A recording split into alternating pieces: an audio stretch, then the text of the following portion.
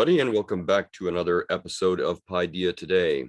I am Dr. Bill Friesen, and I am joined here, as always, by my colleague, Dr. Scott Masson. And today we have in front of us another very, very interesting, very influential text, Mary Shelley's Frankenstein, a text that has had not just a great influence, but a myriad of different sorts of influences on Western culture and Western literature, broadly speaking. And I believe you had a passage, or rather a passage or two, that you were going to read to us, Dr. Masson. Would you do so now? Yeah, we discussed what we might read from it. It's hard to know, but this is the Frankenstein monster, the creature, reading from a book. It's a book that we've read here on Paideia Today as well, Paradise Lost. He had been abandoned by this point. By the way, he's in hiding while he's reading this. So I'll read it from that chapter 15. Paradise Lost excited different and far deeper emotions. I read it, as I had read the other volumes which had fallen into my hands, as a true history. It moved every feeling of wonder and awe that the picture of an omnipotent God warring with his creatures was capable of exciting. I often referred the several situations as their similarity struck me to my own. Like Adam, I was apparently united by no link to any other being in existence. But his state was far different from mine in every other respect. He had come forth from the hands of God a perfect creature, happy and prosperous, guarded by the especial care of his Creator. He was allowed to converse with and acquire knowledge from beings of a superior nature. But I was wretched, helpless, and alone. Many times I considered Satan as the fitter emblem of my condition, for often, like him, when I viewed the bliss of my protectors, the bitter gall of envy rose within me. Excellent. So there's a lot going on there. Obviously, we have an intertextual reference there. The text is in conversation with other texts. And you and I were discussing before we hit the record button that in many senses, this novel is more of an ideas novel. It compares as a very different, a radically different text than the one we just discussed in the previous episode of Paideia Today, Jane Austen's Pride and Prejudice. And you observed, I think quite rightly, that in terms of the actual writing down on the ground level, in terms of dialogue, in terms of setting, in terms of imagery, in terms of the cultivation of certain subtle tones and atmospheres, Pride and Prejudice is well ahead of this novel here. Having said that, this novel here still excites tremendous amounts of interest from its readers. And there's a few things we need to say right at the front end by way of shopkeeping and such. One is that the monster is the monster is the monster. In fact, he's actually usually referred to in here as something like the creature or some such. The creature is not to be confused with his creator, who is Victor Frankenstein. So the monster is not a Frankenstein. The monster is Frankenstein's creature. That's who he is. So that's one thing we need to clear up. Second of all, as we could hear from Dr. Masson's reading just now, the creature actually is quite intelligent and comparatively eloquent, oftentimes, especially since I believe it's the 1931 or 34 movie of Frankenstein. 31. We tend to think of the Frankenstein creature, I'm just going to call him the creature from here on in, as some kind of lumbering, half mindless, homicidal brute. Exactly, because he certainly looks a brute. He's said to stand 8 feet tall. He's possessed of almost supernatural strength. The sinews and veins and what have you under his skin are visible. He looks quite the fright, and of course this is very important to the novel. But what he is not, in spite of that appearance, is a crude brute. He is certainly homicidal at a certain point and remains so. But he is extremely intelligent and able to work his way through particularly vexing problems. I'm not going to say human problems because it's up in the air as to whether or not he is human. I think probably more, it would be safer to call him a person than a human, because this is a central concern for Dr. Frankenstein as we move into the future. Dr. Masson, can we get some initial thoughts from you about the novel? Well, it began as a series of a sort of a competition. Mary was traveling with her husband Percy and Lord Byron in Switzerland, and they decided that they wanted to tell something along the lines of a ghost story, the sort of thing that one does at summer camps and so forth. And this is Mary's contribution to that, and it was well received by her husband and Byron, and they convinced her to publish it, which she then eventually did. She wrote it at the age of 18, which is one of the things that is most impressive about it. We both have expressed off camera our reservations about the quality of the writing compared to, say, a Jane Austen. But in terms of the ideas, it's fascinating. And even in terms of the influence of this book itself, you could easily see it as the beginning of science fiction. It certainly falls within the Gothic novel genre in general, in terms of its setting, in terms of its some of its features, although it lacks some of the others. And it does follow. We talked about the novel last week. It begins in an epistolary fashion with a series of letters, and it has various framing narrative structures in it, which I mean are reasonably clever, although not particularly inventive. And at the heart of all of those is this actual reading by the creature of this book, Paradise Lost. And it is interesting that she reflects on Adam and the creator. The word for Frankenstein that the creature uses is creator. So it's very much Christian language in that sense. It's not talking about God, they're talking specifically about a creator, and also the obligations that a creator owes to his creation. Moral obligations, which in turn raise the ethical issues that I think make the book so fascinating, which are the issues of that arise in the light of modern science, which are those of transhumanism, and the experimentation on people that takes place increasingly come the mid-19th century onwards. So it's ahead of its time in that sense. It's already raising warning flags about what science is doing or considering to do, and the boundaries and the ethical boundaries that arise from that. And so she does that, and it's fascinating for that reason. I do read it in or teach it on my courses, more because of the ideas it raises than because of the quality of the writing. But yes.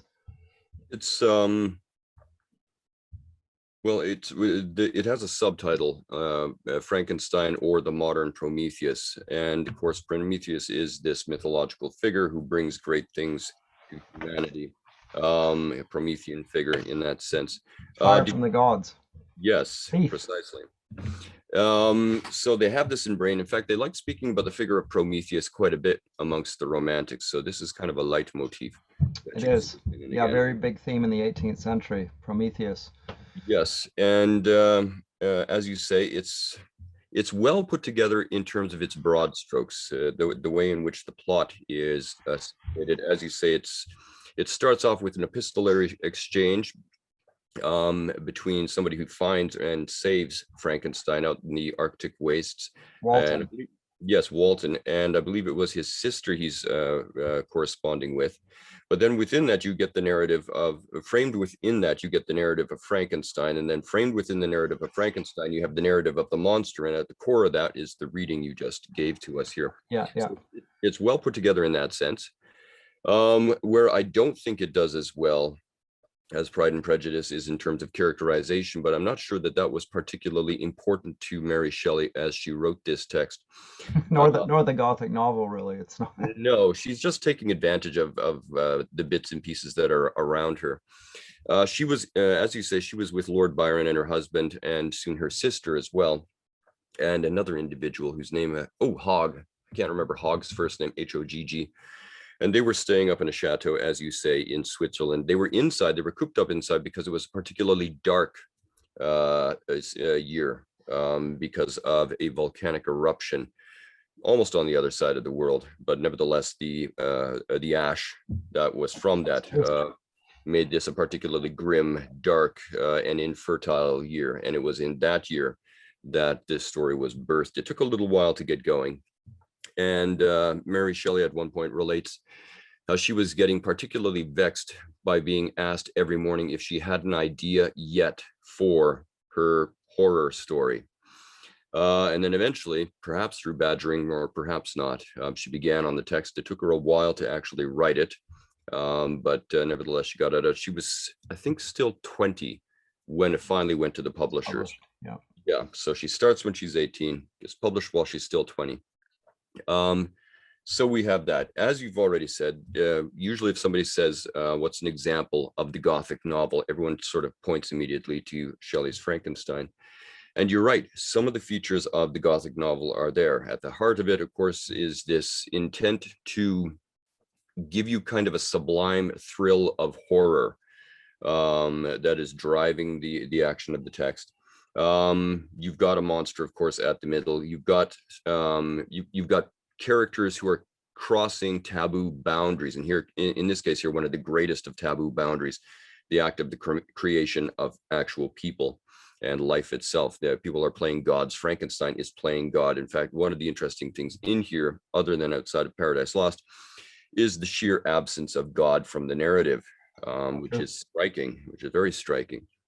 And you said that this is, a lot of people would identify this as the taproot of science fiction, and by way of extension, therefore, it gets associated also with fantasy. Mm-hmm. And you could also point out that this is probably one of the earliest and most influential texts in the evolution of the horror novel as well. It's absolutely central to these sorts of things. So it's important on all of these fronts here. Yep. So it's really interesting that a young woman of her tender years at that time is writing such an influential, groundbreaking novel. So it for that reason alone, that's why we're looking at it here. But we raised the issue of Frankenstein as the modern Prometheus. There are two strands to that myth. The older one is that of Prometheus Porphyros. He carries fire from the gods, but he does it by stealing it. So there's a sense of illicit action and a defiance of the Olympian gods. So transgression, he's punished for that. He's one of the Titans, right? Yes. The second strand is a later developing one in the Roman period, and that is of a Prometheus who creates humanity, and he does so from clay, and very much then like the creation story in Genesis, where God forms Adam from clay. And she doesn't mention this, but there are some Jewish writings in and of the period of the golem, in which this being is fashioned again from clay and given life and so forth. And certainly when you mentioned the popular influence when it came to the Frankenstein, the Boris Karloff movie, it was preceded by a few others, one of them being the golem. So a Jewish, maybe even a Kabbalistic type idea. But at any rate, there's a sense of doing something that is vaguely religious, but also not orthodox, and somehow taboo and probably dangerous. And she breaches that topic, as you said at the outset, with the story of Walton, who's an explorer. We meet him up in the Arctic, trying to find the Northwest Passage and getting stuck increasingly in the floes of ice. And now he's doing so for humanitarian reasons. He's a scientist, but he sees himself as pushing the boundaries of civilization out into places where they had not been before. Remember, this is the age of exploration, and we take it for granted with the modern technology where everything can be seen on Google Maps and so forth, that the globe has been thoroughly seen and charted and so forth. That's not so in the 19th century. There were still explorations happening even in Shelley's day, and some of them were of dubious quality. And this one in particular, he's trying to find the Northwest Passage. Well, there's nothing wrong with that per se, but it's a dangerous expedition. His companions are crying out to Walton to turn back. He doesn't want to do that because he is committed to doing this, even if it's going to cost him his life. So he's admirable in one sense. On the other hand, he meets then this bedraggled figure of Victor Frankenstein caught out on an ice floe who's about to die. He brings him on board and he tells him his story. And when he hears his story, he hears a story very similar to his own. Here's a man who's been pushing the boundaries of science, allegedly for the sake of humanity, and everyone around him is in the dark about what he's doing, and in fact is opposed to it as far as they know it. And there are terrible consequences to his story. The story concludes with Walton's narrative as well. Having heard Victor's story and the creature's story, he turns back from his voyage. So it's a sort of a morality tale in that sense. He learns from the story of those others. But Shelley's talking about modern science and its pushing of boundaries in many ways without any ethical discussion of what's going on or the consequences of it, and raising the big question, ought science to be circumscribed in some way by ethical prescriptions before it does what it does rather than afterwards? Just because it can do certain things, maybe that's not sufficient justification to do it. And those sorts of issues have arisen throughout Shelley's period and on to this very day, where scientists are doing things in laboratories that most of us are rather horrified to learn after the fact, and then there's a mad scramble to try and rein in the terrible consequences, which the scientists themselves seem not to have foreseen, or to think that's not their job to consider such things. They're just to push the boundaries. So those issues arise out of it, and that's just a fascinating topic in itself, I think. In some senses, you can describe Mary Shelley as being relatively prescient on a lot of these fronts. I was just dealing with the moral imperatives of scientists in the 20th century, and we were talking about the Manhattan Project and the attitude of the scientists involved in developing that. And one of the things that you'll hear said again and again of these scientists who are pushing another boundary is that across the board, nobody seemed to care about the consequences of what they were developing. Their only real concern was, could they do it? And this was a notable thing about this scientific culture that produced and that was working in the Manhattan Project. We see a similar sort of thing with Wernher von Braun, who didn't really care that his rocket technology and all his work was being used to make weapons of mass destruction. It was just not on his radar. Carry them at any rate. Yeah, he knew it was happening, but elicited no concern whatsoever. This is a kind of a thing, we could observe this of scientific discoveries all over the place throughout the 20th century, and to some extent the Victorian period as well.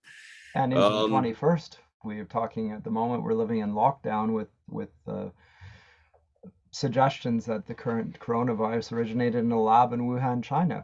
It's strong. At any rate, whether that's the case or not, there's certainly virus research going on that would, if the viruses get out, this is a very bad thing. Well, Mary Shelley is, as I said, she is prescient with a lot of things she says, including this particular line of the narrative. Just because we can do it, should we do it? Do we play God? How far do we push this? She does have some precedents herself, though, in doing that. A text that you and I have not discussed, but that is very important to the development of Western culture, and specifically Romanticism and literary culture, is Goethe's Faust, in which we encounter the protagonist. We certainly can't call him a hero, but we encounter a protagonist who is pushing the boundaries of what science and knowledge can do. And he has this overwhelming hunger for something he cannot name. It's Sublime, of course. And eventually he pursues this line of boundless Faustian ambition, and it destroys him. So here we have another great thinker, like Dr. Frankenstein. He's pushing the boundaries of what one can and ought to do, and likewise he ends tragically. We should probably also note here that Walton and Frankenstein are not necessarily led to push the boundaries by motives which are fully admirable. No. To some extent, Walton is driven by sort of a deep spiritual ennui, a restlessness of the soul, something that, of course, the Romantics would be very familiar with and excited about. And so this is how that ambition, that ennui, has played itself out, his great, almost semi-divine ambition and restlessness. And likewise, Frankenstein is led to a large extent into his studies in science and to push those boundaries of science. He's not drawn towards anything. He's running from something, amongst other things. One of the things that's driving him into science is it's an escape from grief and sorrow. Yeah. And this is what's informing some of his activity and some of his motives. So the motives are sketchy in every direction. Another thing I find quite interesting about this text is the fact that though Mary Shelley certainly gets into a lot of romantic motifs and even themes to some extent, at the end of the day, the text is a tragic text. It is a horror text. It is a Gothic text, and it ends badly for so many of the characters in here, including the protagonist himself. So if you think that Mary Shelley is simply an uncritical romantic who is digesting and celebrating many of the notions central to romanticism at this time, this novel actually problematizes that impression quite a bit, if I'm honest. Yeah. And so in that sense, I find the novel refreshing. Clearly, the 18-year-old Mary Shelley could think for herself in some respects, and this is a demonstration thereof. Now, Scott, you mentioned transhumanism, which is, you and I know what it is. It's one of the dominant, some would even argue, the dominant cultural movement of our age right now. And you associate this, I think quite rightly, with the Promethean impulse, which is being explored in Frankenstein. Can you say a little bit more about that so our listeners can connect the dots more easily? Well, sure. I'll try and do that. In general, this podcast is called Paideia Today, which is about a very broad ranging understanding of education that encompasses the whole person, and includes not just subjects to learn, but how they integrate and how they connect to broader topics, including theological and philosophical issues and things that would be associated these days with topics that are no longer fashionable, like metaphysics and so forth. These things arise naturally in education. There are questions that simply are big, deep questions that are a part of the humanities traditionally conceived.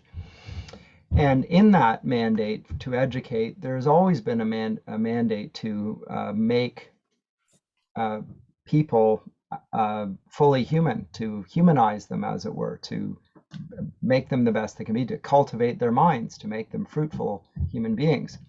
And so as a Christian on this, I would say that Milton expresses my thoughts on this when he talks about the aims of education would be to restore the ruins caused by our first parents, by knowing God aright, etc. So it's a repair project. The house has collapsed in. How do we repair that? And it's a moral pursuit. It's a scientific pursuit. It's educational. It's character. It's all manner of things. But the transhumanist, so that project of cultivation exists all the way up, I would say, up until the mid 18th century.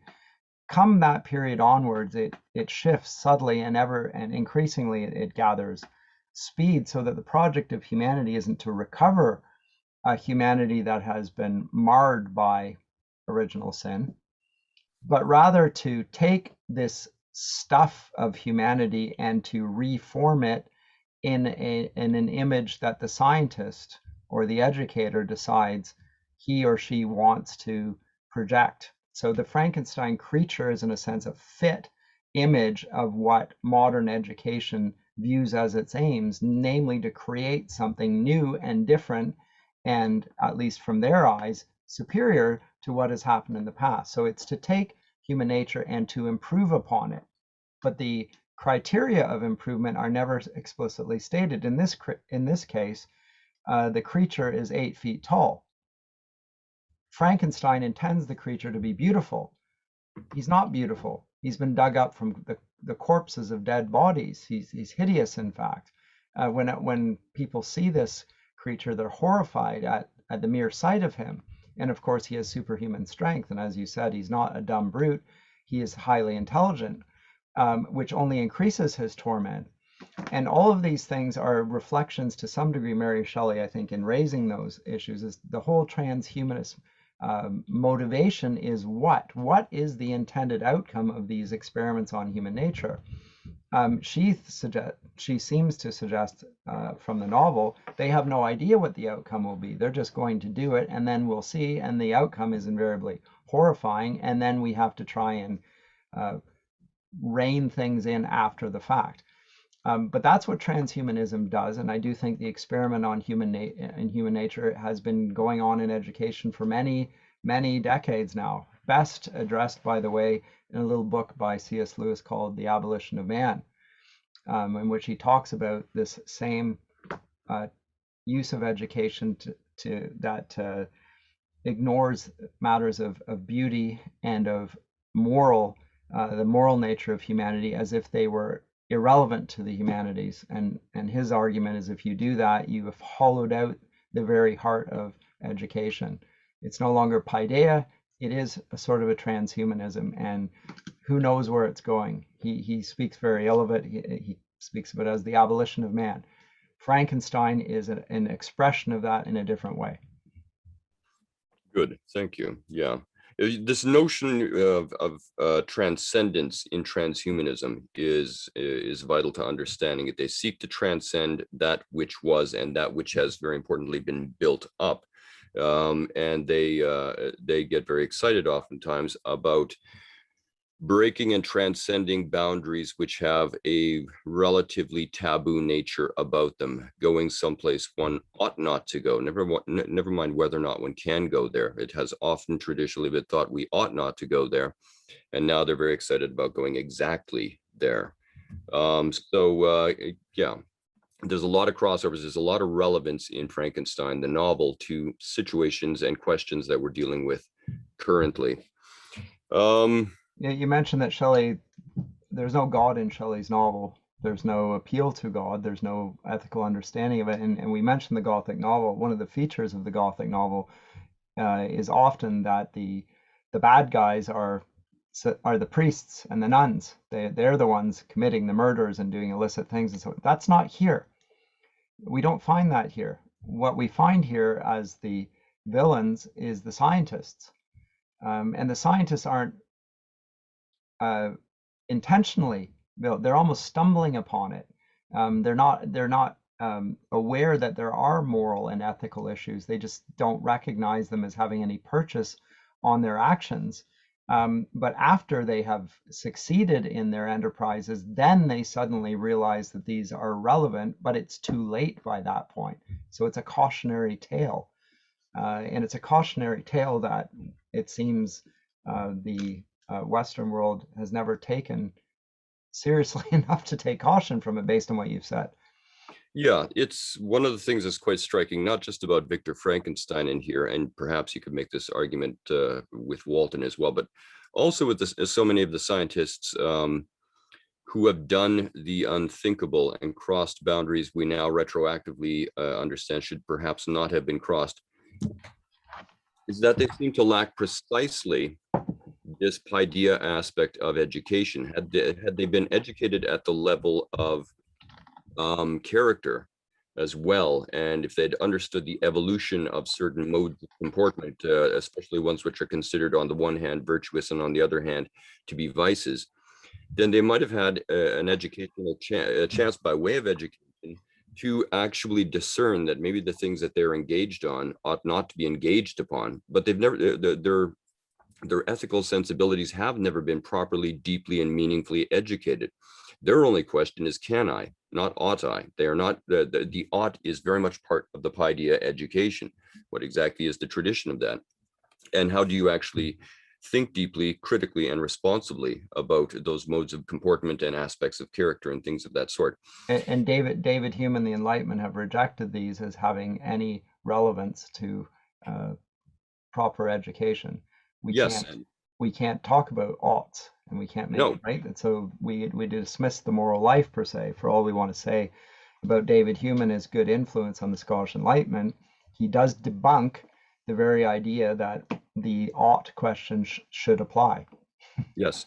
And so when we talk about, I mean, you and I have deplored the work in the 20th century of people like John Dewey and what have you, who have largely moved us or continued to move public education away from the ought aspects of things. But we have to understand that he's not the first person in that Oh, chain. no. Back way back into the 18th century, people like you're talking about here, the positivists, the Humes, a number of other figures as well, they are denuding the scientists of a strand of education which was vital equipment in order to do what they do responsibly. And now in the 20th century, we have the consequences of that and continue to see that play out in various hair-raising ways. One feature, Bill, that I wanted to raise here is there seems also to be a sort of a clash here. Remember that Mary was, we haven't said this yet, but she was the daughter of the famous feminist Mary Wollstonecraft, and her father was William Godwin, who's a famous progressivist novelist and so forth. Her mother died in childbirth. But as the daughter of a feminist, wrote The Vindication of the Rights of Women in response to Thomas Paine's Vindication of the Rights of Man, one would have thought that the female protagonists in the novel would have some admirable character or some sort of role essential in some way. Like think of Elizabeth Bennet, we just spoke of last week, how admirable she was as a character. We find no such character in this. And in fact, every female character in this story ends up dead at the hands of the creature or the male figures who are seemingly devoid of female sensibilities, with one exception, that's a poet. But the poets seem to represent the tradition of love, very romantic. But so we got the humanities there in relation to love, and the scientists being effectively killing them off. So we get the beginning of a clash between the sciences and the arts, but the arts conceived in terms of love, but the love a very effete and quite frankly pointless expression of what is a dominant cultural feature of the West, which is the importance of love, but is tied with the character of God.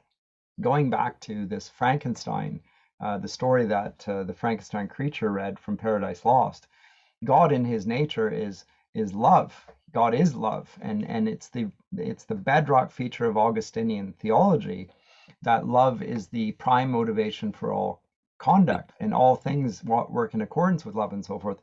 In Shelley's pale rendering of that, it's just an emotional response, and as I say, it's sacrificed at the hands of these figures who are scientists who are basically, as you said, emotionally scarred by their childhood experiences and avoiding loving relationships. And it's telling that Victor Frankenstein cloisters himself off for 2 years to conduct this experiment. He's not responding to his fiancée, who's waiting around for him to show up and so forth, but he's doing these things in secret.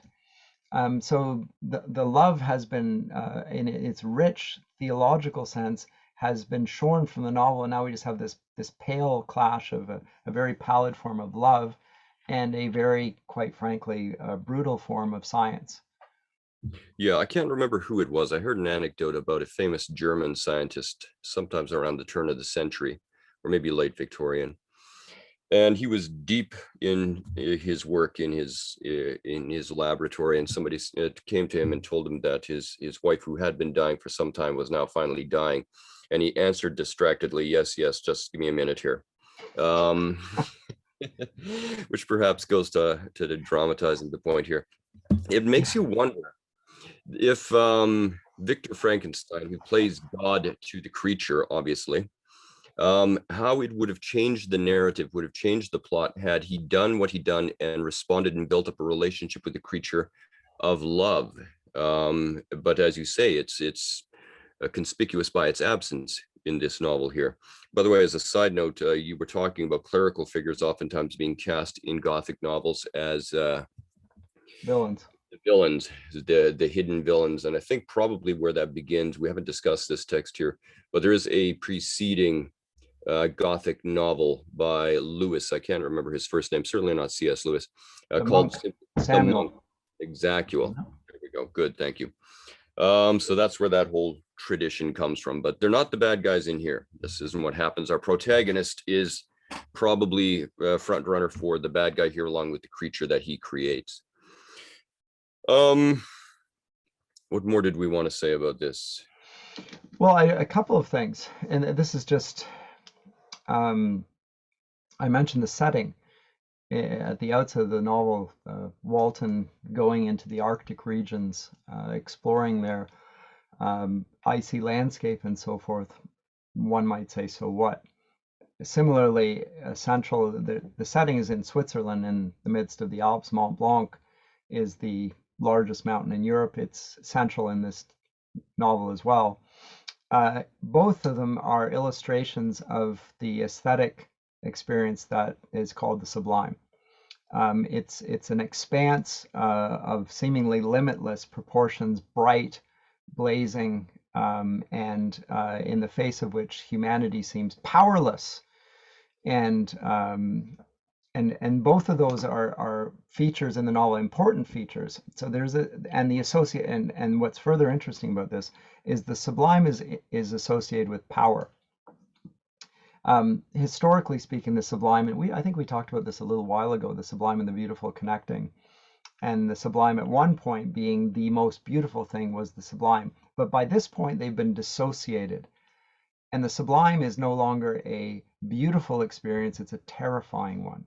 It's one in which life cannot exist. It suggests great power akin to godlike power. So Mont Blanc is worshipped, as it were, as this natural reflection of God's omnipotent power. And Shelley knows that, and her husband Percy writes a poem called Mont Blanc, and Byron also writes about not only Prometheus but Mont Blanc. It's a setting for his poetry as well, so very influential. It's an expression of power, but it's an expression of power, as I say, in the face of which humanity is really irrelevant. And that's important here also because the beautiful is associated with something over which we have power, and particularly with women. So the Sublime becomes masculinized and the beautiful becomes feminized, but neither of them touch one another. They're divorced from one another. We start to see the severance of the men and the women, just like the arts and the humanities. They all fall apart here, and they're represented. That also is represented here in the novel, I think, in the way that female characters are totally, as I say, effete, and the male characters are similarly emotionally scarred and destructive to boot. Yes, one of the things that's immediately distinctive about the Romantics is that the big movers and shakers almost invariably are all men. And to some extent, not just in the world of literature, but also to some extent in the world of philosophy, there are sometimes deliberate moves made to actually move away from the merely pretty, which seems to be the provenance of women and maybe the middle class women particularly, and into this new realm, which is at least implicitly distinctly masculine. This is one of the things I find, again, that makes Mary Shelley very interesting to me, because she does not follow a lot of the precepts that are laid out by those around her who are so excited and galvanized by these ideas. We should also talk maybe a little bit about the work, intellectual work, at least. I wouldn't say the literary work, but the intellectual work of another woman writing in the vicinity chronologically to Mary Shelley, and that is Anne Radcliffe. Mm-hmm. Anne Radcliffe is important for a number of reasons, but one of the most important reasons, to my thinking, is that she's the one who connected an experience of the sublime with the experience of terror, of horror.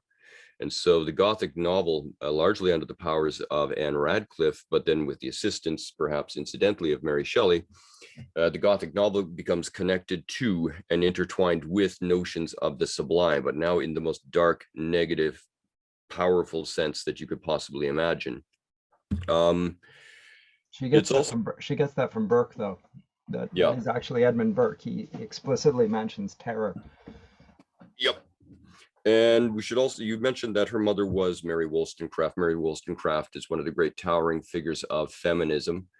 And you're right. You would have thought that even though she died in giving birth to Mary Shelley, that at some remove she would have had an influence on Mary's thinking as she grew up. But for the most part, does not seem to have had that much of an influence on her, at least in those respects. Her father, William Godwin, as you say, an extremely influential, very progressive individual, known to all the Romantics. He's Oh, yes. part of Romantic royalty, if you like. He's also famous for being one of the most influential modern secular thinkers on notions of determinism. Many thinkers and lines of conversation around determinism in 2021 trace their way oftentimes at several removes back to the work of William Godwin. That's interesting. So, yeah, if you haven't heard about William Godwin, you may want to have a glance at a few things to sort of familiarize yourself with him. He's one of these figures who continues to have an influence, but who has largely vanished from the history of Western thought for your average person. Mm-hmm. We have another thing in here, and I'm keen to get your views on this here. The creature at a certain point makes an extended defense of his evil actions to Victor Frankenstein as a product fundamentally, if not almost exclusively, of his environment and his history. And as you and I both know, this is a conversation that is enormously influential at so many levels nowadays, and in the past as well, of course. So who ultimately bears responsibility for the evils of the creature? Is it the creature himself? Or is it the environment and circumstances in which he finds himself? Is he an enormously wronged sort of Byronic hero in some sense, who is just lashing back at a world that has treated him and molded him badly, to go back to your clay analogy? What's your thinking on this defense? Well, I think that Mary raises the question but doesn't answer it per se. I think she leaves it, and this is one of the successes of the novel, I think, is that she raises many questions, valid questions, asks the right questions, and suggests, however, that there's a complexity to all the answers. And once again, on this front, so when he cites his environment and so forth, we have sympathy for the creature. And this is one of the things that comes out of the story, is that it really is the case that the monster, it seems to me, in Shelley's rendering, is less, we almost feel sorry for Victor as well. We feel sorry for the creature, we feel sorry for Victor, and we even feel sorry for Walton. All of them are really the victims of a false ideology. They're thinking the wrong way. They're not thinking lovingly enough. There's a way of attitude and the way of thinking, and they point to their environment, but ultimately the environment they use as an excuse, and she almost presents as an excuse for their conduct. It explains why they do what they do, but we never get away from the suspicion or even the strong sense that they've still done something that is wrong and they are responsible for it. So she raises it and she presents it in a way that we, I think, actually do feel some sympathy for even these terrible masculine creatures, while at the same time ultimately holding them responsible. But I don't think it's on the scale where we would expect it to be, which is simply that I don't think we see the monster as a monster. I think that's right. I think at the end of the day, we take pity on him. Yeah, if you've only got some of the more modern, relatively shallow treatments of this story, like the 1931 film or something like this, that's a pretty straightforward, excuse the connection here, black and white kind of an image of the monster and his moral complexity. He doesn't have any moral complexity. No. Yeah, exactly. The moaning thing, the bolts in the neck, all that kind of the old cliches now. So a lot of my students who come to the actual novel for the first time after having glancing contacts with more popular, more modern renderings of the narrative are quite shocked by what they encounter in here. And it's like, this is not the story I watched on television or anything like this. No, it certainly isn't.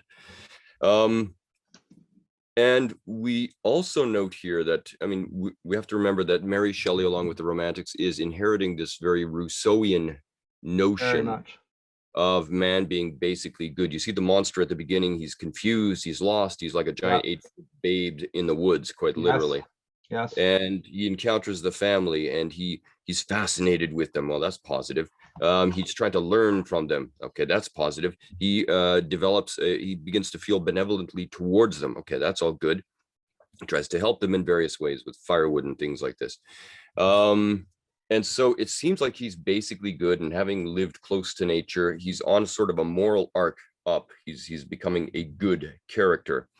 And then, of course, everything goes wrong with his environment. The family rejects him. He's chased off. He's beaten. He's at another point, he's shot. The world attacks him based on his appearances, and it is all profoundly, maybe even existentially unfair. And this is what pushes the creature that was on a good moral arc onto a monstrous moral arc. But as you say, it generates sympathy on our part because we can see this all happening. Layering onto that is this notion here that Mary Shelley was very much the apple of her father's eye, William Godwin. Oh, yes. And he was very, very determined that she should have a strong, rich education while she was still young, which perhaps partially explains why an 18-year-old can turn out a text like this. However, so she was very influenced by her father's ideas, and this is why I mentioned the determinism earlier. Can anybody break from the moral arc in which they find themselves in this novel, or is it all ultimately determined if we knew all the factors that were feeding into each and every decision the characters were making along the way? Would it move like a mathematical equation? Is it all determined ultimately tragically or joyfully, but as it turns out, tragically? Yeah, no, this is brilliant. Yeah. So can they actually escape their fate?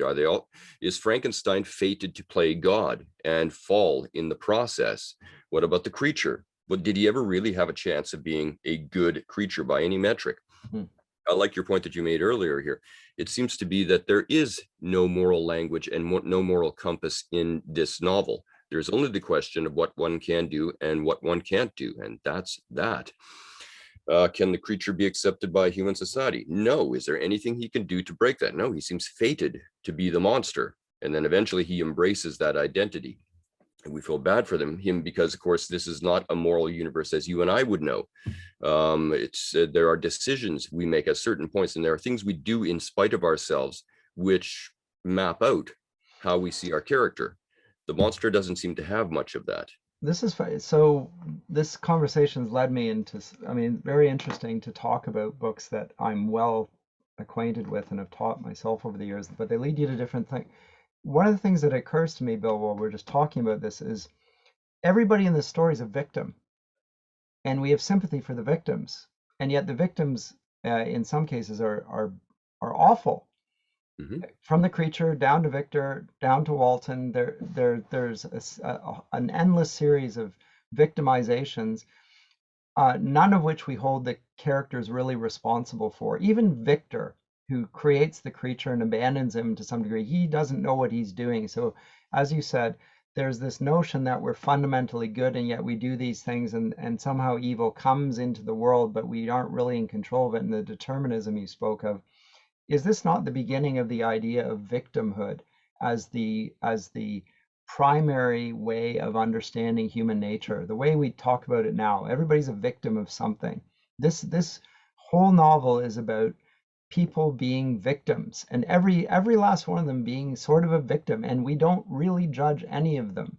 At the end of the day, we understand them. We try and sympathize with them, perhaps. We may do, but there's no register of sin. There's no register of transgression per se. There's no appeal to God. There's no appeal to even moral sensibilities. We're drawn into Mary Shelley's way of thinking about this, in which ultimately we pity the creature, who's a monster, who is a monster physically. His conduct, all these things are monstrous, and yet we actually pity him. It's a strange calculus, but that is actually the way we're left with this, and it seems to me the very same sensibilities that made this the first science fiction novel, and a primary example of Gothic fiction also makes it the first victim novel. Yeah, that's all fascinating, actually. There was another text you mentioned earlier on. Well, no, start where it's appropriate to start. The Romantics are very much about this seemingly ironic anti-hero. We've got, of course, the Byronic hero who figures most significantly in this. But if you read Romantic texts again and again and again, the hero, the protagonist, I don't think we can call anybody in Frankenstein a hero, but the protagonists typically are underdogs. They are rebel figures. They are outliers. They don't belong anywhere. They're marginalized. They're wanderers. But let's stick with the word underdog because that's going to suit my purposes best here. So we've got these underdog figures, and when the Romantics want to tell a narrative which ends comedically, which ends well, then of course this rebel figure will fight against whatever powers may be, and ultimately he or she will be successful. Here obviously we've got the author wants to go in exactly the opposite direction. It wants to go in a negative direction, so it's still an underdog figure, but now by circumstances and things out of their control, they move down this tragic arc towards this horrible fate. You read there, actually no, you didn't read it here on Paideia Today, but you read it just prior to this. It's just by the section you read where the creature's reading and talking about Paradise Lost. He's got a bunch of books that are available to him. One of those books is The Sorrows of Young Werther by Goethe. Yeah. Yes, and this is another text by Goethe. And this actually was an enormously influential text at this time, just prior to the Romantic Revolution. In it, there's a young man who suffers from a deep malaise, a discontent, and ennui, and he wanders and he asks and he inquires and what have you. It's a novella, I think, if memory serves me. Yeah, it's an epistolary novel. Yep. Yeah. And eventually he decides that this world cannot satisfy his sublime hopes, dreams, ambitions. He's a discontent, and I'm not really a malcontent, but he's discontented. And he ends up committing suicide. And this text is so influential across Europe that pretty soon the publishers felt compelled to put a warning at the beginning of The Sorrows of Young Werther, inveighing against the dangers of suicide and the damage. Please, if you read this book, please don't commit suicide. I tell my students, you can just imagine all of Europe is just sort of rattling with a steady rumble of gunfire as the young men kill themselves. So this victim notion and the celebration of it, you've got the image now in your ears, I'm afraid. I do, unfortunately.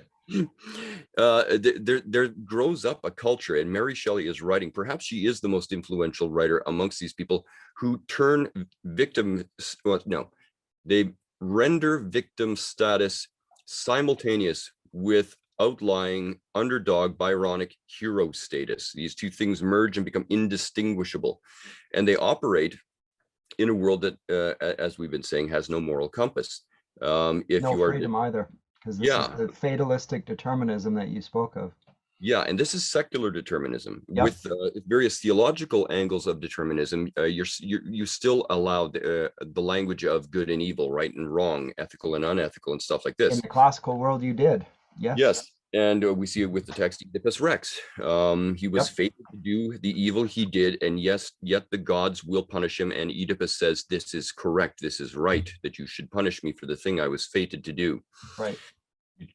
It's harder to talk about those sorts of things in a secular, modern, determinist worldview, such as Mary Shelley may have inherited from her father. If you're fated to do the evil thing and intent doesn't really factor into it, and this is, as you say, this is one of the more interesting things about Walton and Frankenstein and a number of other characters in here. If you're fated to do those things and you hadn't predetermined to do those things, it doesn't make sense to talk about your actions in terms of right and wrong. You were either going to do it or you weren't going to do it. No. And it was, so we feel sorry for them. We don't condemn them. Right? It's just should Victor Frankenstein be punished for having loosed this creature on the planet? It's a moot point. That's it's an irrelevant question. It happened, and that was that. Well, I mean, and so again, you said that this is, or we said at the outset that this book, the themes and the topics resonate over time.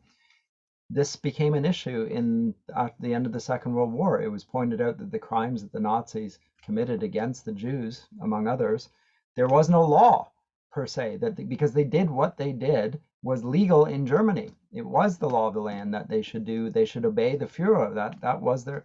So there was no law. Does that mean that it was not wrong? One would have thought so.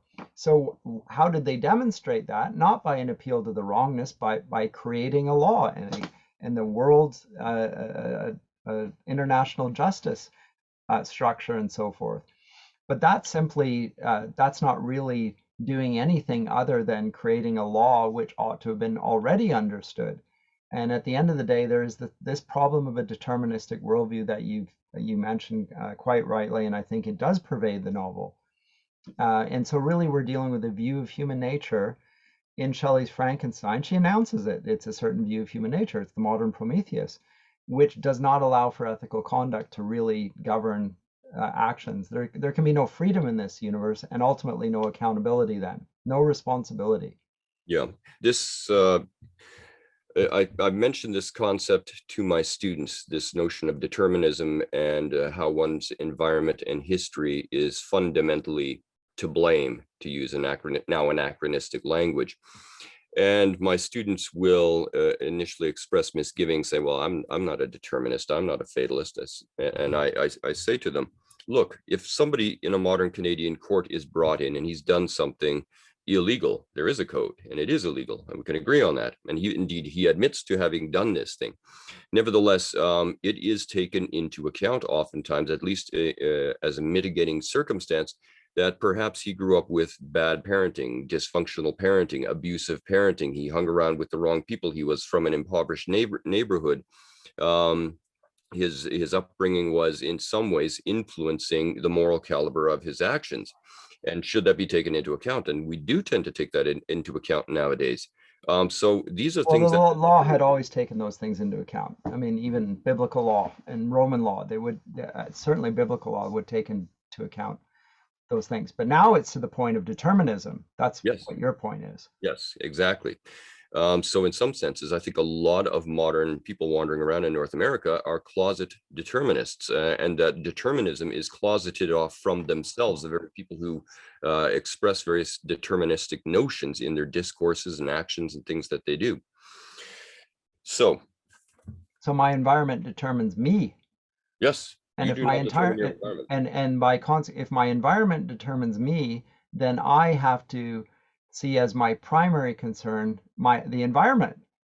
I have to take no, that's right, and Yeah. it's this circle.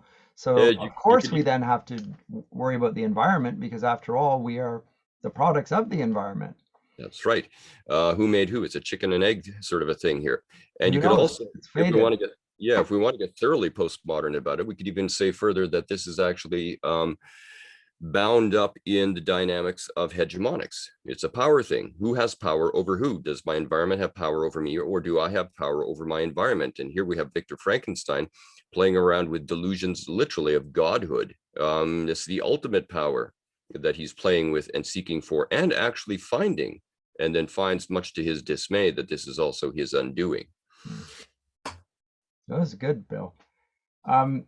But I think without digging into the novel more particularly, I think we talked about it in general terms, and also some of the main thematic features, and also some of the really interesting ideas that emerge out of it, which aren't just important for this novel, but really for the literature that follows it.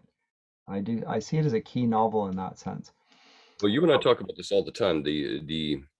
This is an ongoing conversation, and you and I have a tendency to talk about things which we hope have a more broad and universal importance. So the main important talking points of any great text that we're looking at here will be relevant to any time, any culture, anywhere. It's the problem of being human. That's what we're trying to address here. So Yep. very much one of those texts. Yes, yes. And so I like to read it for that reason, in that light as well. Anyway, but I think we've talked around it. Next time we are going to stick in the 19th century, but rather later, the Victorian period. I think we're going to talk about Alfred Lord Tennyson. I will talk about amongst ourselves what the text per se will be, but Tennyson will be the subject matter. Looking forward to that very much. But I'm Dr. Scott Masson with Paideia Today with my colleague, Dr. Bill Friesen. We'll see you next time. Take care, everyone. Bye for now.